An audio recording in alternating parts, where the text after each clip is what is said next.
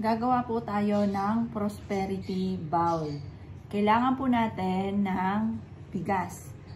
Ang bigas ay mas mainam kung ang gagamitin po ninyo ay yung mga mabibintog at mahahaba na butil ng bigas.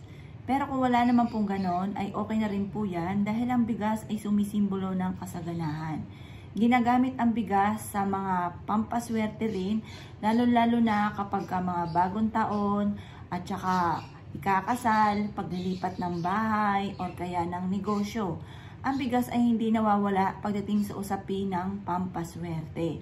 Ngayon po, kailangan din natin ng ampaw.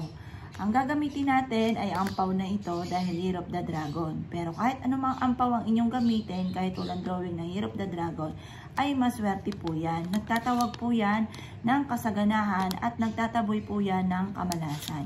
Gagamit po tayo ng isang ampaw lamang mga bossing. Ngayon po mga bossing ko, lalagyan ko ito ng 168. Ang numero ng 168 ay sumisimbolo ng kasaganahan. Nagtatawag po yan ng swerte, tagumpay sa buhay. Para laging siksik, liglig at aapaw at maraming blessing ang darating po sa inyo. Ngayon po, ang gagamitin ko lang po mga bossing ko na pera ay ang halagang 20 pesos. Bakit kamo mga bossing ko? Ang 20 pesos mga bossing ko, kung mapapansin ninyo, ang lucky color sa taon na ito mga bossing ko ay kulay ganito mga bossing. Nagkukulay yellow, orange mga bossing. Ito po mga bossing ko ay mas mainam na itong ating gamiting kulay sa ngayon dahil ito po ay masigit na makaka-attract ng swerte.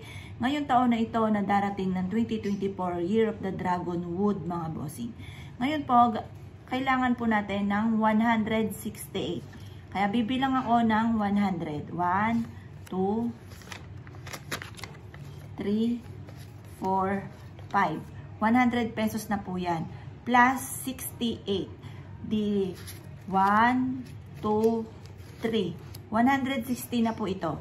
Ngayon po, kailangan natin ng 8 pesos. Ito po mga bossing ko, gagamit tayo ng 8 pesos. Ito po ay halagang 5 pesos. 5, 6, 7, 8. Ito po ang ilalagay natin sa ating pong ampaw.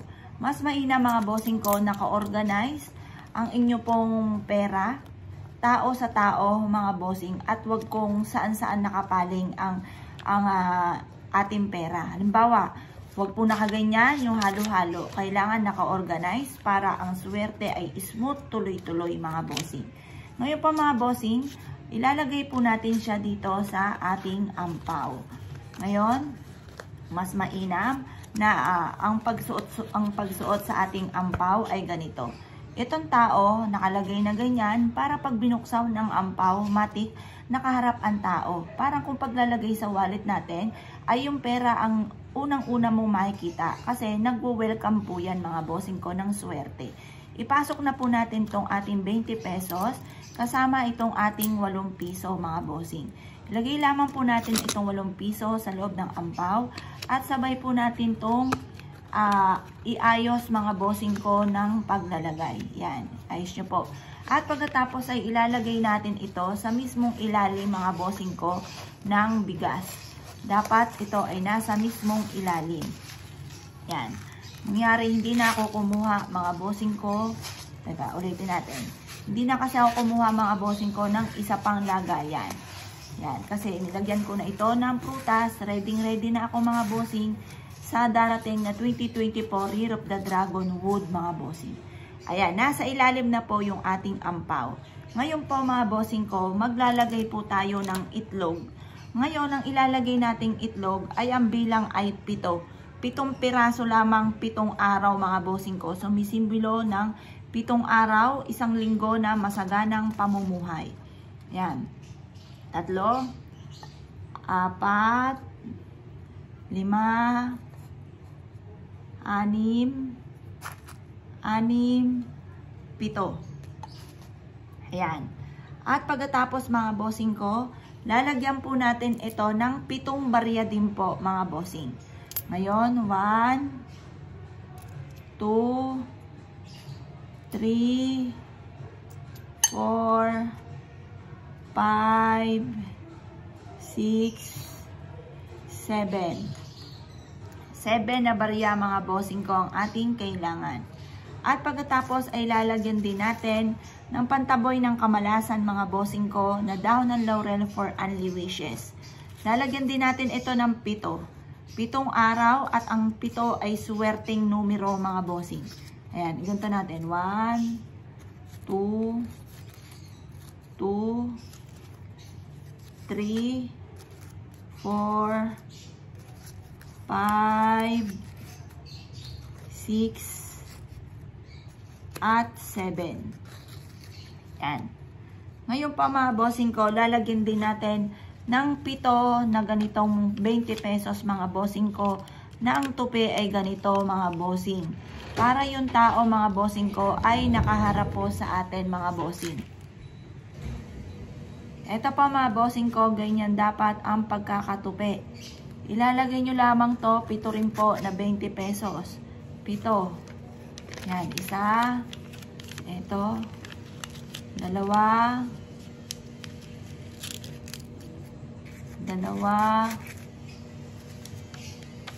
3. 'Yan. 3. 4. 4.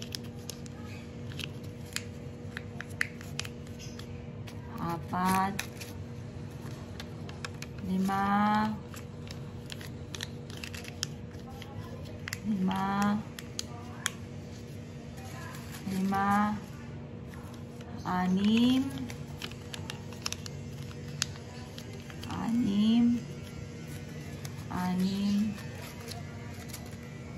At 7.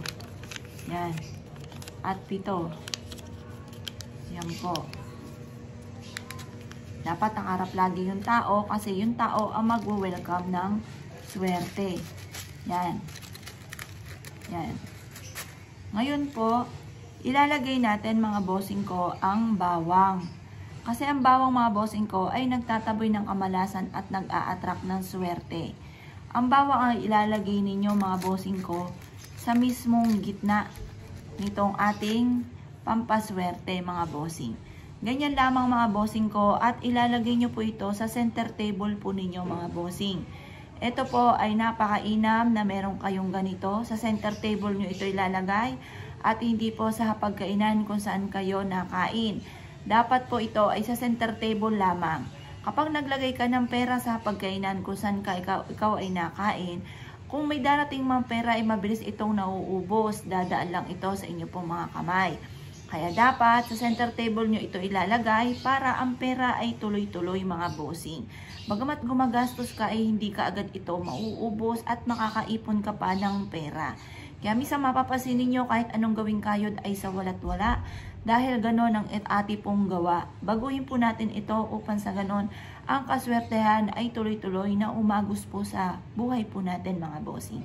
Ngayon pa mga bossing, kapag ito'y ginawa ninyo, positive lamang, dagdagan ang sipag at tiyaga, double time sa pagkayod upang sa ganon, kung ano man ang ninanais natin ay kaagad natin itong makamtan mga bossing.